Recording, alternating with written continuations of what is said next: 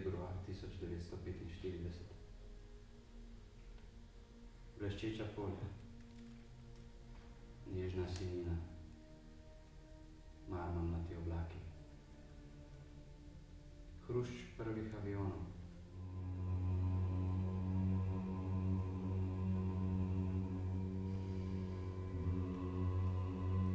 Ko sem ga prvič videl, je bil še deček nekoliko povešenih ramen, z izjemno živimi sijočimi očmi. V najnem srečanju, v tem enoletnem prijateljstvu, je bilo nekaj pretirano izjemnega.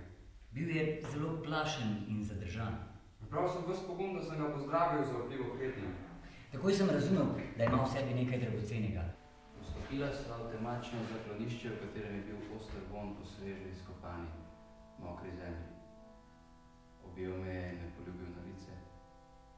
Na njegov siloviti vzgib sem odgovoril smehom. Še 1000-krat me je poljubil. Iskal je moje ustnice in potem sem vam rekel, da...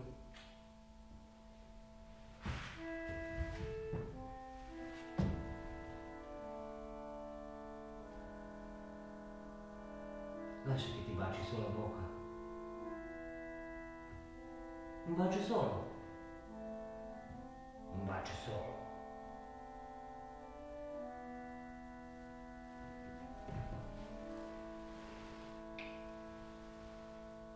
Parla, non tacere così. Rifiuti, ti prego. Lascia che ti baci una volta sola le labbra, lascia. Ma perché? Ma perché voglio le tue labbra, rifiuti.